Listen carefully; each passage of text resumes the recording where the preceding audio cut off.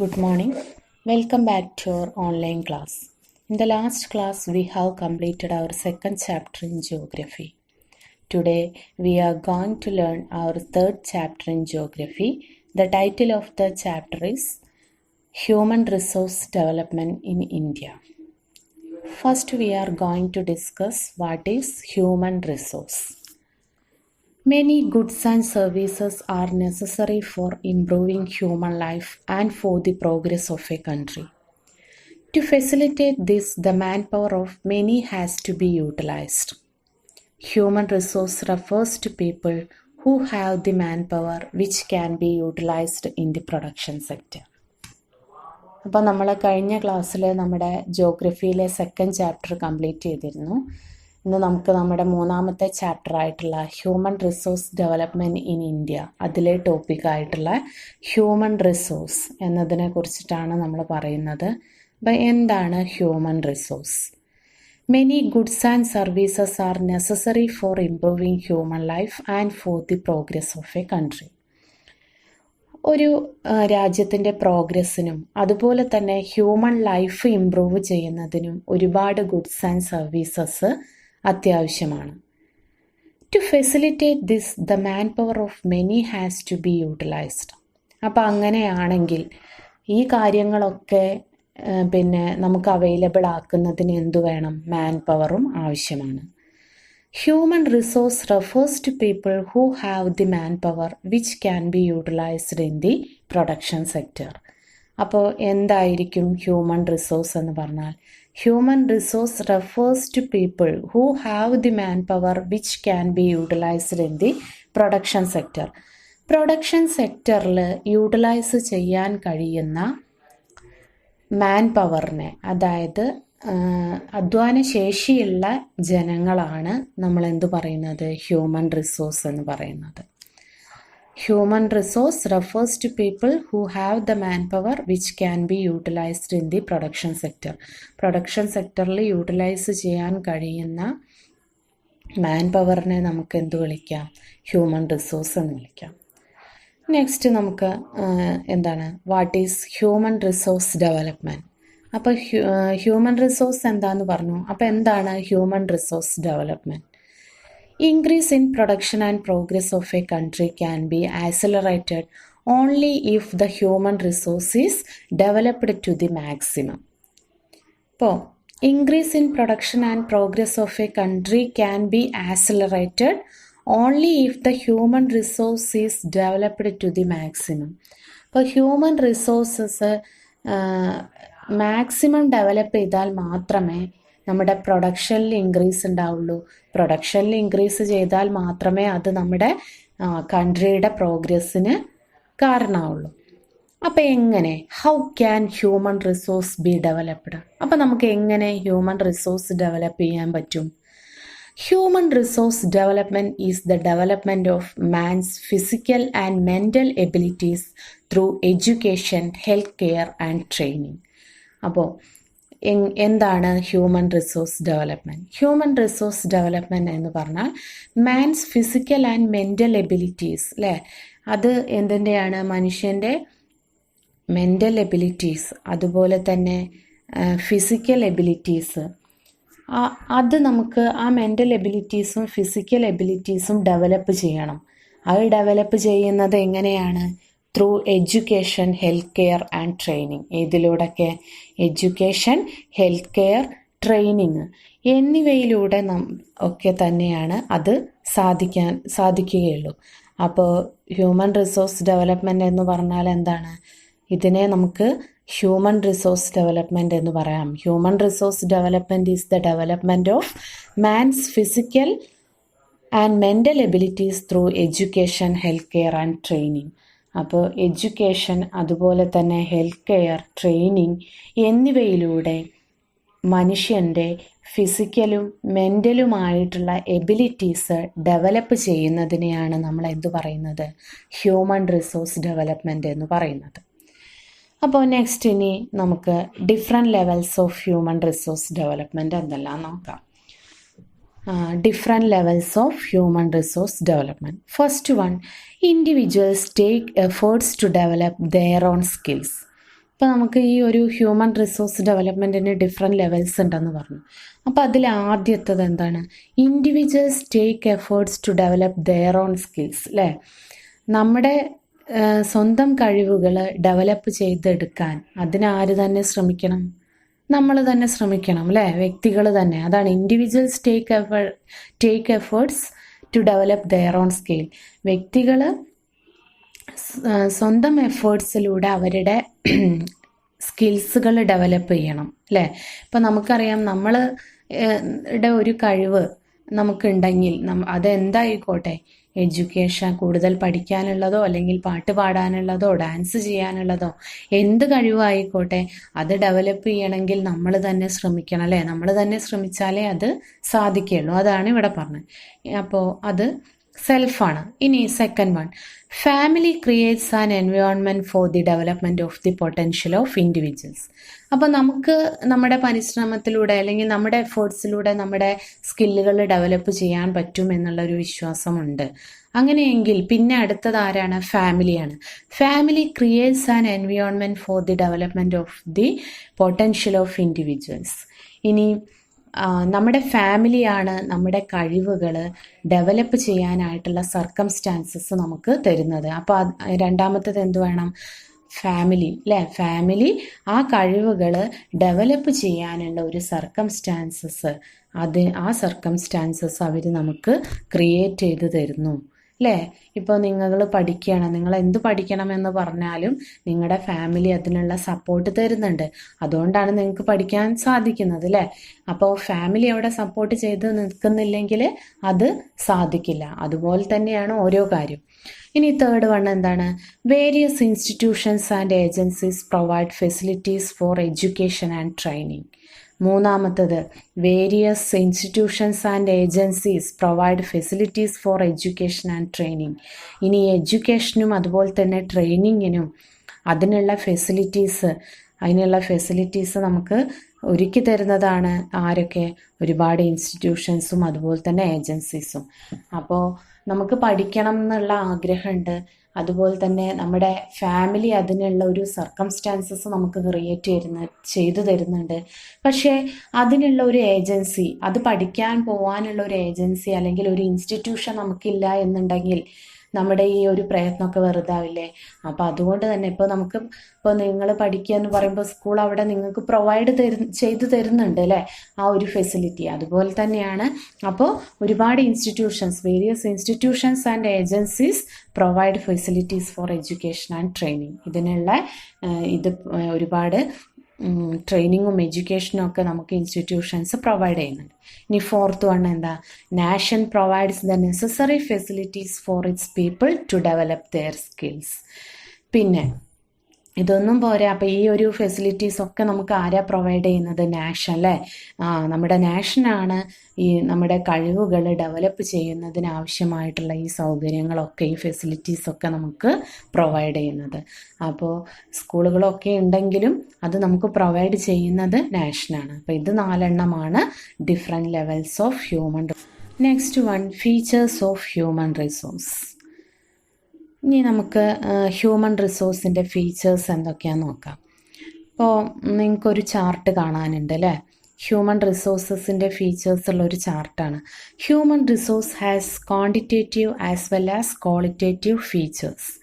അപ്പോൾ ഹ്യൂമൻ റിസോഴ്സസിന് ക്വാണ്ടിറ്റേറ്റീവ് ഫീച്ചേഴ്സും ഉണ്ട്, അതുപോലെ തന്നെ ക്വാളിറ്റേറ്റീവ് ഫീച്ചേഴ്സും ഉണ്ട്.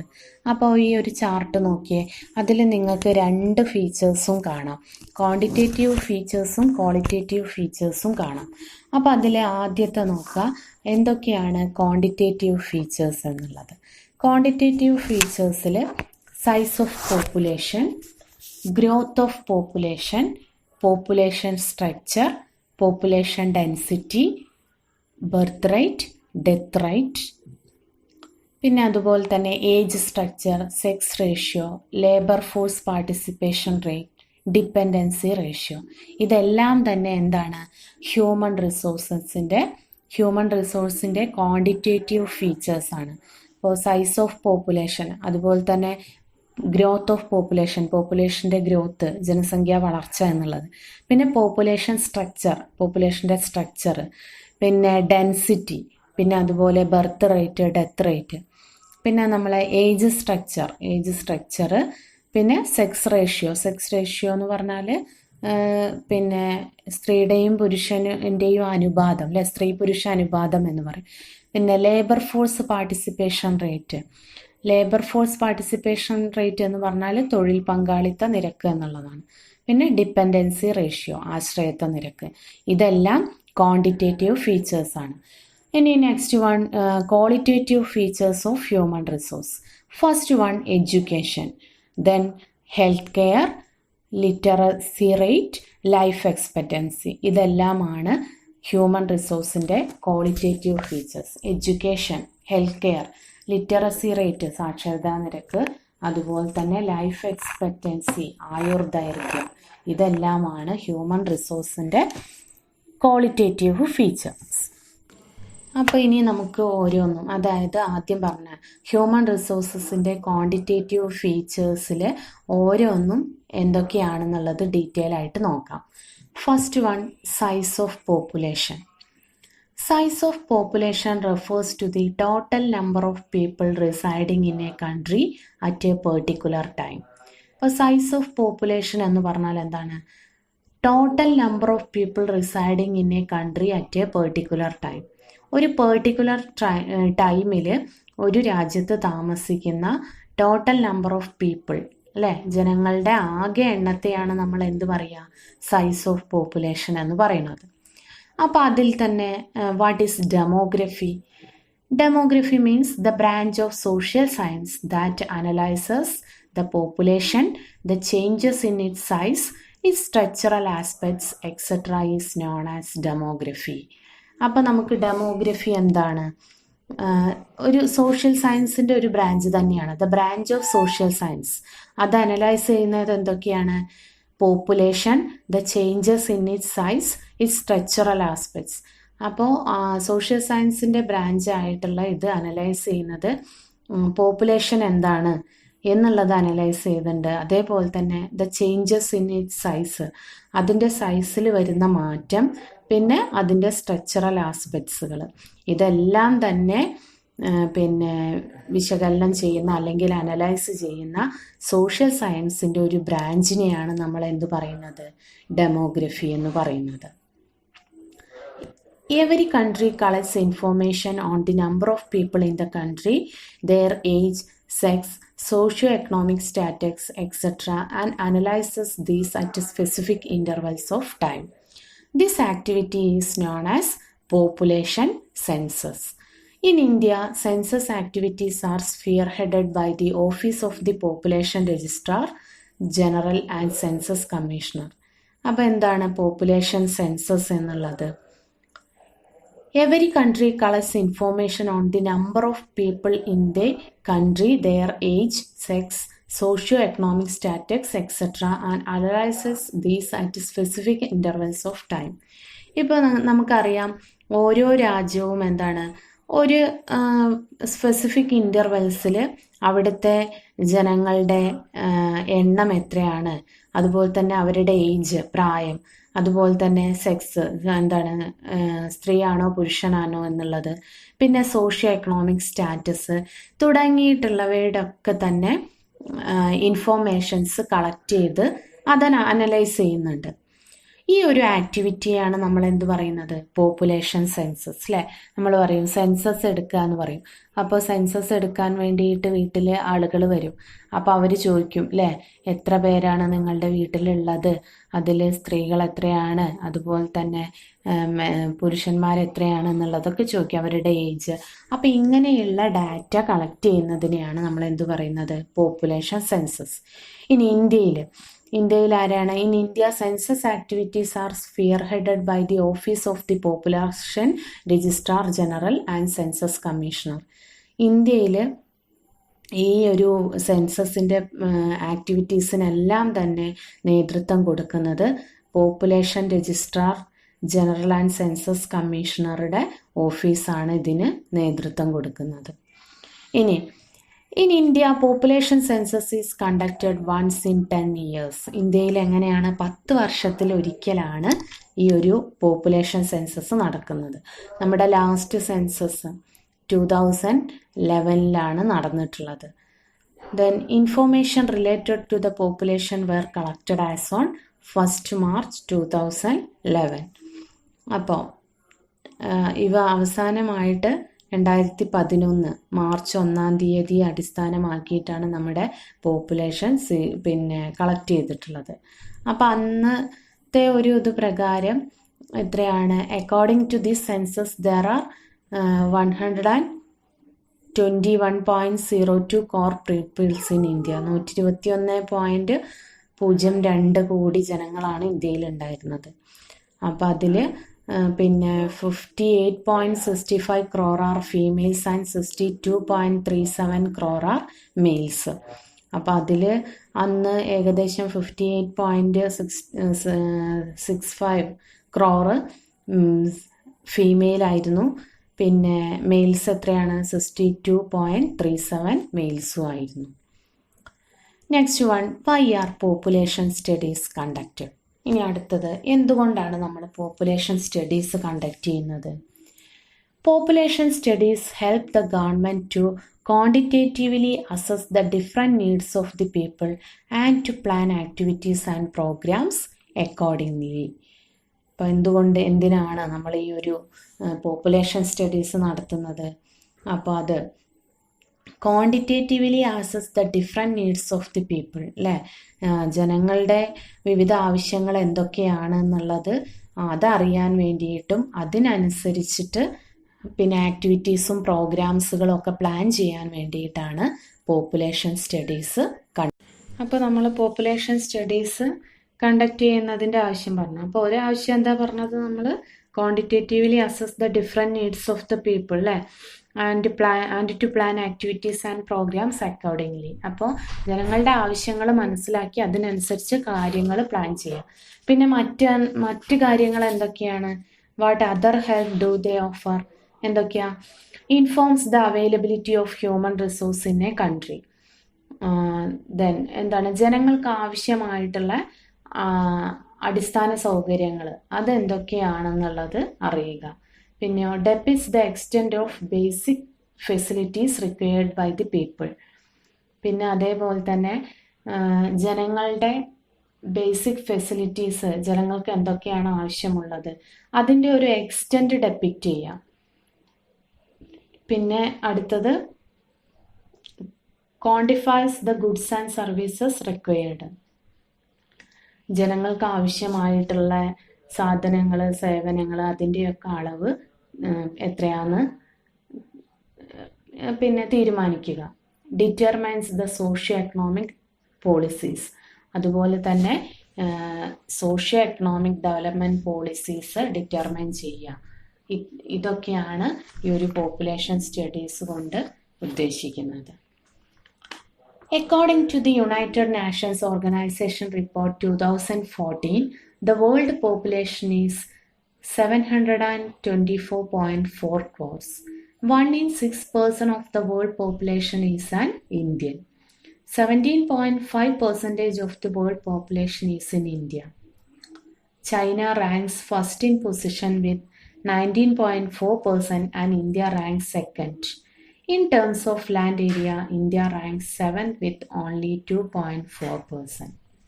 ഇനി നമ്മുടെ യുണൈറ്റഡ് നാഷൻസ് ഓർഗനൈസേഷൻ്റെ 2014 ഒരു റിപ്പോർട്ട് അനുസരിച്ച് the world population is 724.4 crores. എത്രയാണ് വേൾഡ് പോപ്പുലേഷൻ എന്നുള്ളത്? 724.4 കോടിയാണ്. 1 in 6% of the world population is an Indian. ഇതിൽ ഏകദേശം 6 ആരാണ്? ഇന്ത്യക്കാരനാണ് എന്നാണ് പറയുന്നത്. 17.5% of the world population is in India. അപ്പം അതിൽ 17.5% ഇന്ത്യയിലാണ്. നമ്മുടെ വേൾഡ് പോപ്പുലേഷനിൽ 17.5% ഇന്ത്യയിലാണ്. China ranks first in position with 19.4% and India rank second. അപ്പം അതിൽ ചൈനയ്ക്ക് എത്രയാ? ചൈന ഒന്നാം സ്ഥാനത്തുണ്ട് അല്ലേ? 19.4% ഉള്ള ചൈന ഒന്നാം സ്ഥാനത്ത്. പിന്നെ രണ്ടാം സ്ഥാനത്ത് ആരാണ്? നമ്മൾ ഇന്ത്യയാണ്. India and China can play a major role in making human resource available. It has been proved by the experience of countries like the USA, Japan, and China that a nation can attain high economic development through better human resource development. പിന്നെ അതേപോലെ തന്നെ India and China can play a major role in making human resource available. Human resource available ആക്കുന്നതിൽ ഇന്ത്യയും ചൈനയും വളരെ പ്രധാനപ്പെട്ട ഒരു role വഹിക്കുന്നുണ്ട്. It has been proved by the experience of countries like the USA, Japan, and China that a nation can attain high economic development through better human resource development. ഇപ്പോൾ better human resource development അത് ഒരു development അല്ലെങ്കിൽ മികച്ച ഒരു നേട്ടം കൈവരിച്ച രാജ്യങ്ങൾക്ക് ഉയർന്ന സാമ്പത്തിക വികസനവും നേടാൻ കഴിയുന്നു എന്നുള്ളത് നമുക്ക് USA-യുടെയും അതുപോലെ തന്നെ ജപ്പാൻ, ചൈന തുടങ്ങിയിട്ടുള്ള രാജ്യങ്ങളുടെ ആ ഒരു എക്സ്പീരിയൻസിലൂടെ നമുക്ക് തെളിവായിട്ടുള്ള. ഇനി നെക്സ്റ്റ് നോക്കൂ, വേൾഡ് പോപ്പുലേഷൻ ഡേ അല്ലേ? July 11. UNDP has declared 11 July as the World Population Day since 1989 and is observed. This day was selected because the world population reached 500 crore on July 11, 1987.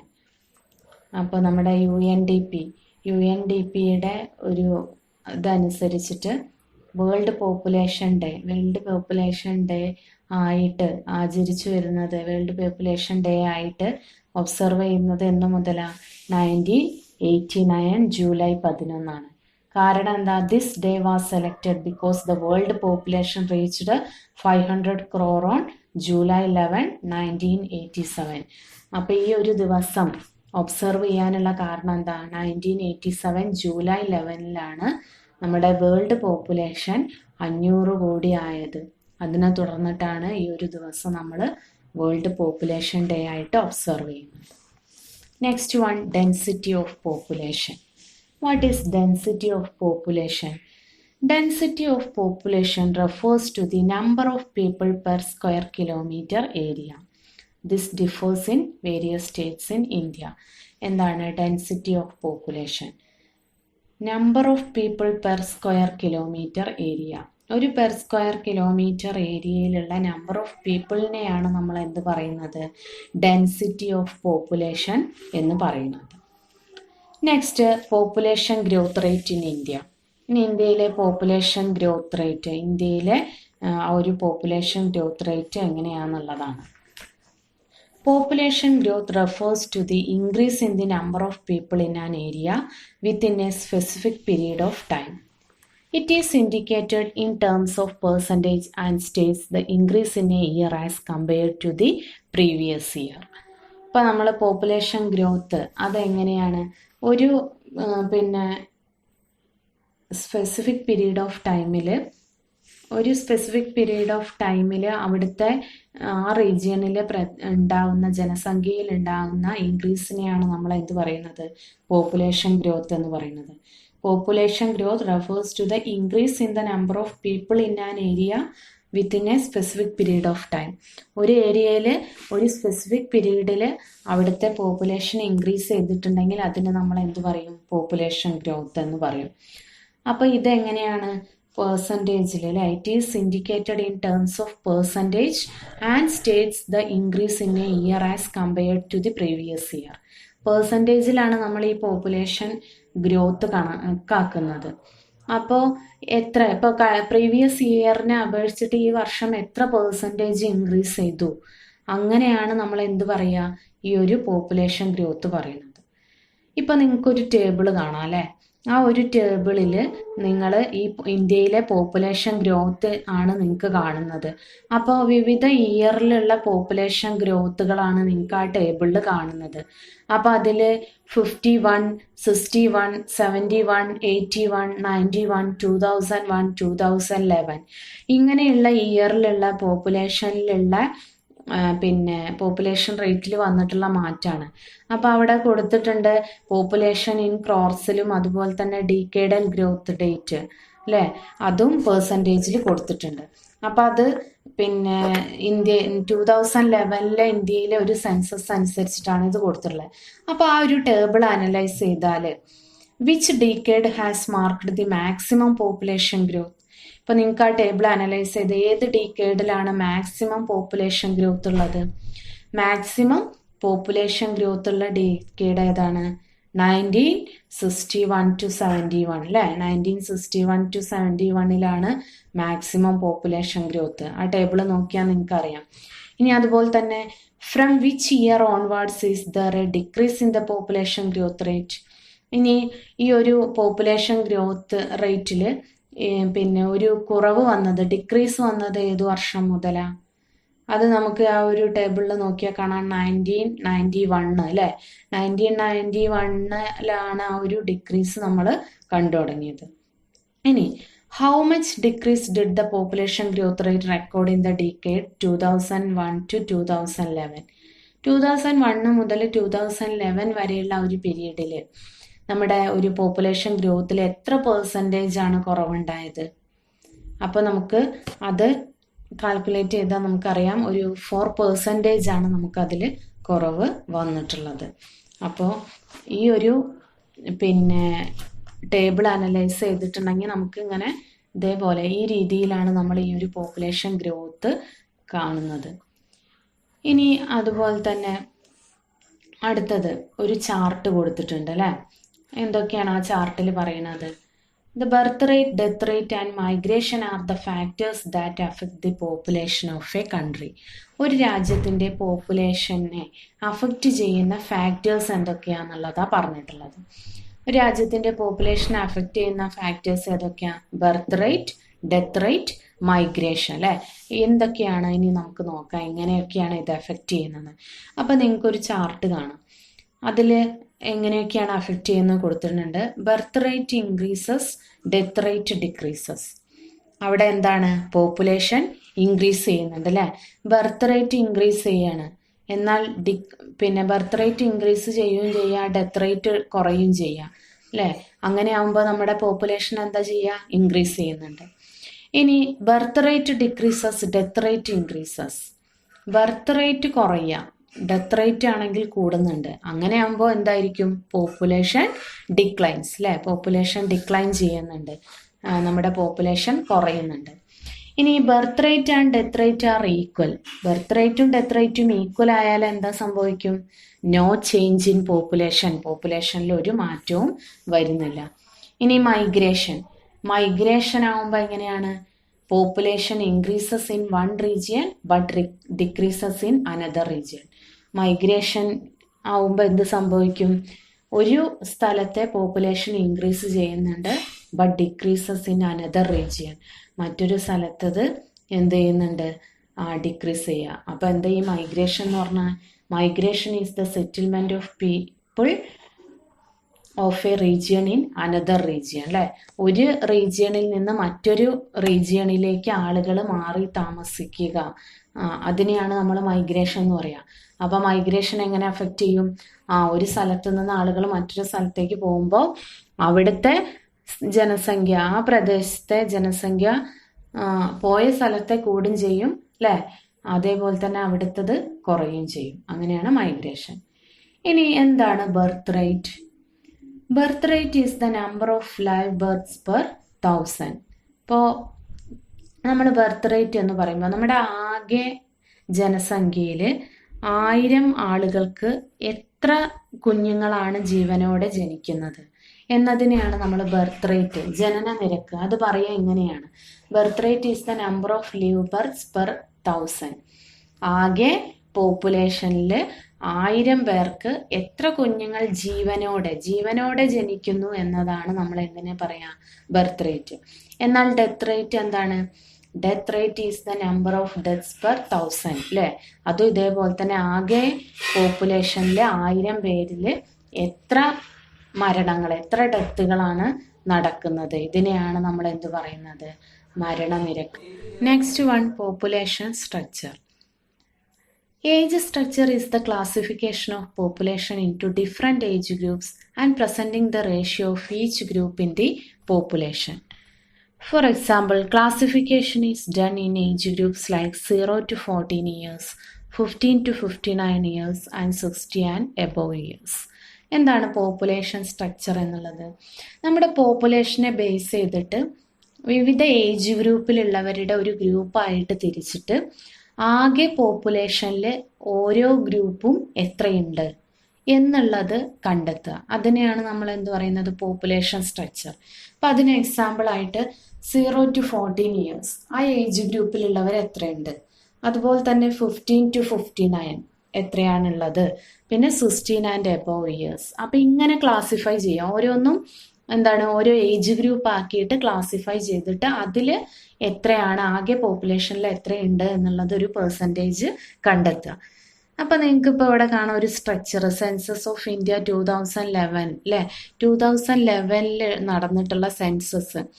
അന്നത്തെ ഒരു പിന്നെ ഏജ് സ്ട്രക്ചറാണ് അവിടെ കൊടുത്തിട്ടുള്ളത്, age structure distribution.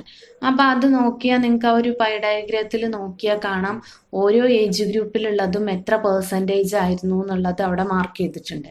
അപ്പം അതിനെ base ചെയ്തിട്ടുള്ള ഒരു questions കണ്ടോ താഴെ. What percentage of the total population belongs to the age group of 0 to 14 years? 0 to 14 ആ ഒരു ഇയേഴ്സിൽ പിന്നെ നമ്മുടെ ടോട്ടൽ പോപ്പുലേഷനിൽ എത്ര പെർസെൻറ്റേജ് ആണ് ഉള്ളത്? അപ്പോൾ അവിടെ നിങ്ങൾക്ക് കാണാം എത്ര പെർസെൻറ്റേജ്? 10.5% അല്ലേ. ഇനി അതുപോലെ തന്നെ what percentage of the total population belong to the age group of 60 years and above? ഇനി 60 വയസ്സും അതുപോലെ തന്നെ അതിൽ മുകളിലുള്ളവരും പോപ്പുലേഷൻ്റെ എത്ര പെർസെൻറ്റേജ് ആയിരുന്നു? അത് 8% ആണ്. ഇനി അടുത്തത് ഏതാണ്? What percentage of the total population belongs to the age group of 15 to 59 years? ഇനി അടുത്ത ഏജ് ഗ്രൂപ്പ് ഏതാണ്? 15 to 59 അല്ലേ. അത് എത്ര പെർസെൻറ്റേജ് ആയിരുന്നു? അത് നമുക്ക് കാണാം അവിടെ എത്രയാ മാർക്ക് ചെയ്തിട്ടുള്ളത്? 15 to 59 62.5% അല്ലേ, 62.5% ആണ് ഉണ്ടായിരുന്നത്. അപ്പം അന്നത്തെ ഒരു ഏജ് സ്ട്രക്ചർ ഡിസ്ട്രിബ്യൂഷനാണ് ഇവിടെ കൊടുത്തിട്ടുള്ളത്. ഇനി നമുക്ക് അടുത്തത് ലേബർ ഫോഴ്സ് പാർട്ടിസിപ്പേഷൻ റേറ്റ്. എന്താണ് labour force participation? Labor force participation rate is the ratio of the population in the age group 15 to 59 who are either employed or actively looking for jobs. This age group has the capability to contribute to the progress of the nation. എന്താണ് labour force participation എന്ന് പറഞ്ഞാൽ? Labour force participation rate എന്ന് പറഞ്ഞാൽ ഇപ്പം നമ്മൾ 15 വയസ്സിനും അതുപോലെ തന്നെ 59 വയസ്സിനും ഇടയിലുള്ള ഏജ് ഉള്ളവർ, അവരിൽ ആ വയസ്സിനിടയിലുള്ളവർ തൊഴിലുള്ളവരും അതുപോലെ തന്നെ തൊഴിൽ അന്വേഷിക്കുന്നവരുമായിട്ടുള്ള ആളുകൾ, അവരുടെ എണ്ണവും തമ്മിലുള്ള ആ ഒരു റേഷ്യോ ആണ് നമ്മൾ എന്ത് പറയുന്നത്? ലേബർ ഫോഴ്സ് പാർട്ടിസിപ്പേഷൻ എന്ന് പറയുന്നത്. അപ്പോൾ ഇവരെങ്ങനെയാണ്? ഇവർ നമ്മുടെ രാജ്യത്തിൻ്റെ പ്രോഗ്രസ്സിന് വേണ്ടിയിട്ട് കോൺട്രിബ്യൂട്ട് ചെയ്യാൻ ക്യാപ്പബിലിറ്റി ഉള്ളവരാണ് അല്ലേ. കാരണം എന്താ? 15 to 59 ഇയർ ആണ്. ഇപ്പോൾ നമ്മൾ 0 to 14 ഇയർ എന്ന് പറയുമ്പോൾ അതെന്താണ്? ആ ഒരു കുട്ടികളാണ്. പിന്നെ 60 ആൻഡ് എബവ് എന്ന് പറയുമ്പോഴേക്കും കുറച്ച് പ്രായം കൂടിയിട്ടുള്ള ഒരു ഏജിൽ പെട്ടവരാണ്. പക്ഷെ 15 to 59 എന്ന് പറയുമ്പോൾ ആ ഗ്രൂപ്പ് എങ്ങനെയാണ്? നമ്മുടെ കൺട്രിയുടെ പ്രോഗ്രസ്സിന് വേണ്ടിയിട്ട് അവർ തൊഴിലെടുക്കാൻ വേണ്ടിയിട്ട് അല്ലെങ്കിൽ അങ്ങനെ കഴിവുള്ള ആളുകളാണ് ഈ ഒരു ഗ്രൂപ്പിലുള്ളത്. അപ്പോൾ ഈ ഒരു ഗ്രൂപ്പിനെയാണ് എന്ത് പറയുന്നത്? ലേബർ ഫോഴ്സ് പാർട്ടിസിപ്പേഷൻ റേറ്റ് എന്ന് പറയുന്നത്. ഇനി അടുത്തത് ഡിപ്പെൻഡൻറ്റ് ഗ്രൂപ്പാണ്. The age group 0 to 14 years and 60 years and above are included in the dependent group. ഇനി age group 0 to 14 and 60 years and above are included in the dependent group. ഇനി dependent group എന്ന് പറയുമ്പോൾ അതിൽ include ചെയ്യുന്നത് ആരൊക്കെയാണ്? 0 to 14 years അല്ലേ, അത് കുട്ടികളാണ് ഞാൻ പറഞ്ഞത്. അതേപോലെ തന്നെ 16 ഇയേഴ്സ് അല്ലേ, 60 വയസ്സിന് മുകളിലുള്ളവർ, അവരും എന്താണ്? ഡിപ്പെൻഡൻറ്റ് ഗ്രൂപ്പാണ്. മറ്റുള്ളവരെ ഡിപ്പെൻഡ് ചെയ്തിട്ടാണ് ഇവർ നിൽക്കുന്നത്. അതാണ് ഡിപ്പെൻഡൻറ്റ് ഗ്രൂപ്പ് എന്ന് പറയുന്നത്. ഇനി എന്താണ് ഡിപ്പെൻഡൻസി റേഷ്യോ എന്ന് പറഞ്ഞാൽ? their proportion in total population is known as dependency ratio. അവരുടെ ആ ഒരു പിന്നെ their proportion ടോട്ടൽ പോപ്പുലേഷനിൽ അവരുടെ ആകെ ജനസംഖ്യയിൽ ആകെ പോപ്പുലേഷൻ എത്രയാണോ അതിലുള്ള ഇവരുടെ ആ ഒരു പിന്നെ പ്രൊപ്പോർഷനെയാണ് എന്ത് പറയുന്നത്, ഡിപ്പെൻഡൻസി റേഷ്യോ എന്ന് പറയുന്നത്. This group depends on the working force of the country. An increase in the dependency ratio decreases the per capita income. അപ്പോൾ ഈ ഒരു ഗ്രൂപ്പിലുള്ളവർ അവരെന്താണ് അതായത് ഡിപ്പെൻഡൻസി റേഷ്യോയിലുള്ളവരെ മറ്റുള്ളവരെ ഡിപ്പെൻഡ് ചെയ്ത് കഴിയുന്നവരാണ്. അതുകൊണ്ട് തന്നെ അത് എന്താവും, an increase in the dependency ratio decreases the per capita income. അല്ലെ, ഡിപ്പെൻഡൻസി റേഷ്യോ ഇൻക്രീസ് ചെയ്തിട്ടുണ്ടെങ്കിൽ അത് പെർ ക്യാപിറ്റ ഇൻകം ഡിക്രീസ് ചെയ്യുന്നതിന് കാരണമാവും.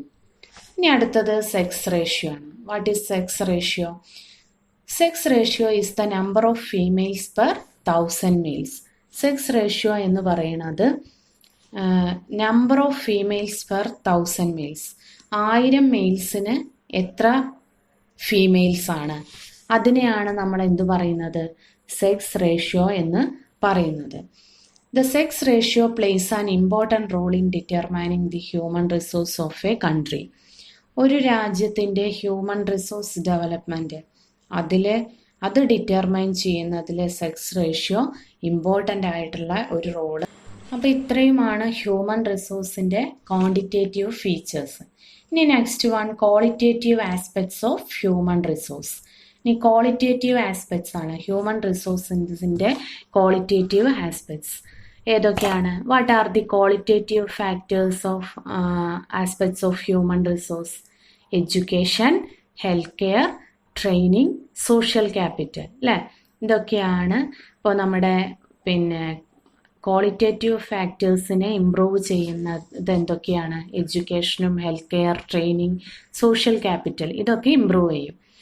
ഇനി നമുക്ക് അടുത്തതായിട്ട് advantages in developing human resource. അല്ലേ, എന്തൊക്കെയാണ് അഡ്വാൻറ്റേജസ്? ഹ്യൂമൻ റിസോഴ്സസ് ഡെവലപ്പ് ചെയ്യുന്നത് കൊണ്ടുള്ള അഡ്വാൻറ്റേജസ് എന്തൊക്കെയാണെന്ന് നോക്കാം. ഇപ്പം നിങ്ങൾക്കൊരു ഡയഗ്രാം കാണുന്നുണ്ട് അല്ലേ, ആ ഡയഗ്രത്തിൽ ഒരുപാട് കാര്യങ്ങൾ പറഞ്ഞിട്ടുണ്ട്. അപ്പോൾ ഇതൊക്കെ തന്നെയാണ്, ഈ കാര്യങ്ങളാണ് ഹ്യൂമൻ റിസോഴ്സ് അല്ലെങ്കിൽ അതിൻ്റെ ഡെവലപ്മെൻറ്റ് അഡ്വാൻറ്റ് ചെയ്യാനുള്ള കാര്യങ്ങൾ. നമുക്ക് ഓരോന്നായിട്ട് നോക്കാം. ഒന്നാമത്തേത് എന്താണ്? Productivity of the workers increases. വർക്കേഴ്സിൻ്റെ പ്രൊഡക്ടിവിറ്റി ഇൻക്രീസ് ചെയ്യിക്കുക.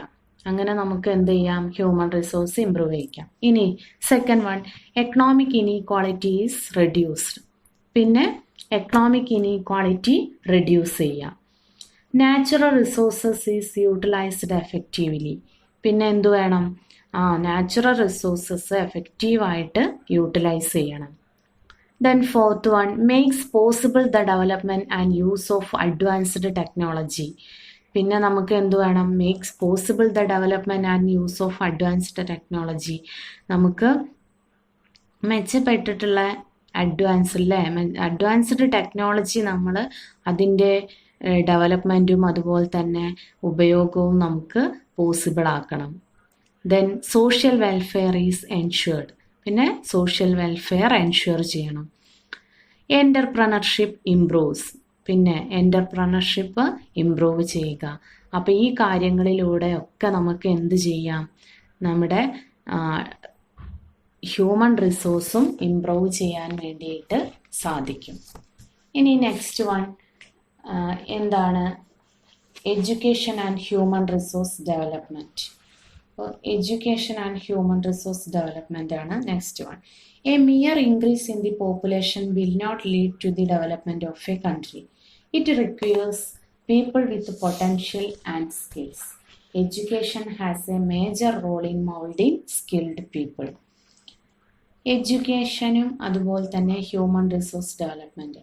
A mere increase in the population will not lead to the development of a country. ഇപ്പോൾ നമ്മുടെ പോപ്പുലേഷൻ ഇൻക്രീസ് ആയതുകൊണ്ട് മാത്രം നമ്മുടെ രാജ്യത്ത് എന്തുണ്ടാവുന്നില്ല? ഡെവലപ്മെൻറ്റ് ഉണ്ടാവില്ല. എന്തു വേണം? It requires people with potential and skills. അല്ലേ, അപ്പോൾ നല്ല പൊട്ടൻഷ്യലും സ്കിൽസും ഉള്ളതായിട്ടുള്ള പീപ്പിൾസ് ഉണ്ടാവണം. അപ്പോൾ മാത്രമേ എന്തുണ്ടാവുള്ളൂ? നമ്മുടെ രാജ്യത്ത് ഡെവലപ്മെൻറ്റ് ഉണ്ടാവുള്ളൂ. അപ്പോൾ അങ്ങനെയാണെങ്കിൽ education has a major role in moulding skilled people. നമുക്കറിയാം സ്കിൽഡ് പീപ്പിളിനെ മോൾഡ് ചെയ്യുക അല്ലേ, നല്ല കഴിവുള്ള ആളുകളെ മോൾഡ് ചെയ്യണമെങ്കിൽ അവിടെ എഡ്യൂക്കേഷൻ ഒരു വലിയ റോള് വഹിക്കുന്നുണ്ട്. അപ്പോൾ എങ്ങനെയൊക്കെയാണ്? How education helps in the development of a country. അപ്പോൾ എഡ്യൂക്കേഷൻ എങ്ങനെയാണ് ഒരു രാജ്യത്തിൻ്റെ ഡെവലപ്മെൻറ്റിന് കാരണമാകുന്നത്, അല്ലെങ്കിൽ എങ്ങനെയൊക്കെയാണ് രാജ്യത്തിൻ്റെ വികസനത്തെ ഹെൽപ്പ് ചെയ്യുന്നത് നമുക്ക് നോക്കാം. How education helps in the development of a country. അപ്പോൾ ആ ഒരു ഫ്ലോ ചാർട്ട് നോക്കിയേ. എഡ്യൂക്കേഷൻ എങ്ങനെയാണ്? Improves the skills of individuals. Education ഇൻഡിവിജ്വൽസിൻ്റെ സ്കിൽസിനെ ഇംപ്രൂവ് ചെയ്യുന്നുണ്ട്. പിന്നെ എങ്ങനെ? Betters the technological know how. ഇനി ടെക്നോളജിക്കൽ എങ്ങനെയൊക്കെയാണ് ടെക്നോളജി യൂസ് ചെയ്യുക, അതിനുള്ള ഒരു അറിവ് എഡ്യൂക്കേഷനിലൂടെ ലഭിക്കുന്നുണ്ട്. Helps to secure better job and income. അതുപോലെ തന്നെ എഡ്യൂക്കേഷനിലൂടെ കിട്ടുന്ന മറ്റൊരു കാര്യം എന്താണ്? ബെറ്റർ ജോബ് ആൻഡ് ഇൻകം അല്ലേ. ബെറ്റർ ജോബും അതുപോലെ തന്നെ ഇൻകവും കിട്ടുന്നുണ്ട്. അപ്പോൾ ഇതൊക്കെ കിട്ടിക്കഴിഞ്ഞാൽ ലാസ്റ്റ് എന്തുണ്ടാവും? Improves the standard of living. നമ്മുടെ സ്റ്റാൻഡേർഡ് ഓഫ് ലിവിങ്, ജീവിത നിലവാരം ഉയരാൻ കാരണവും. അപ്പോൾ എഡ്യൂക്കേഷനിലൂടെ നമുക്ക് ഇങ്ങനെയുള്ള ഒരുപാട് കാര്യങ്ങൾ കിട്ടുന്നുണ്ട്. Next one, literacy rate. What is literacy rate? Literacy rate refers to the percentage of population that can read and write with comprehension. എന്താണ് ലിറ്ററസി റേറ്റ് എന്ന് പറഞ്ഞിട്ടുണ്ടെങ്കിൽ, ഇപ്പോൾ നമ്മുടെ മൊത്തം പോപ്പുലേഷനിൽ എത്ര പേർക്ക് പിന്നെ ഒരു ആശയം മനസ്സിലാക്കി എഴുതാനും വായിക്കാനും അറിയുന്നുണ്ട്, അതിനെയാണ് നമ്മൾ എന്ത് പറയുക? ലിറ്ററസി റേറ്റ് എന്ന് പറയുന്നത്. Literacy rate refers to the percentage of population that can read and write with comprehension. അതാണ് ലിറ്ററസി റേറ്റ്. അപ്പോൾ നമ്മൾ ഇത്രയും കാര്യങ്ങളാണ് ഇന്നത്തെ ഒരു ക്ലാസ്സിൽ പറയുന്നത്. ഈ ചാപ്റ്ററിലെ ബാക്കി കാര്യങ്ങൾ നമുക്ക് അടുത്ത ക്ലാസ്സിൽ പറയാം. അപ്പോൾ നമ്മൾ എന്തൊക്കെയാണ് ഇന്ന് പറഞ്ഞത്? First we have discussed what is human resource. Then we have discussed the different levels of human resource development. Then we have discussed the features of human resource. Human resource has quantitative and qualitative features. Then we have discussed the size of population, and after that we have discussed the density of population, and after that we have discussed the population growth in India. Then we have discussed the population structure, labor force participation rate and dependent group. Then next we have discussed the qualitative aspects of human resource, and after that we have discussed the how education helps in the development of a country. At last we have discussed the literacy rate. അപ്പോൾ ഇത്രയും കാര്യങ്ങളാണ് നമ്മൾ ഇന്ന് പറഞ്ഞത്. Then as usual I am going to give an assignment for you. The question is write the different levels of human resource development. Write the different levels of human resource development. ഈ ഒരു question എഴുതി അതിൻ്റെ answer send ചെയ്ത് തരാം. ബാക്കി നമുക്ക് next ക്ലാസ്സിൽ കാണാം. Thank you.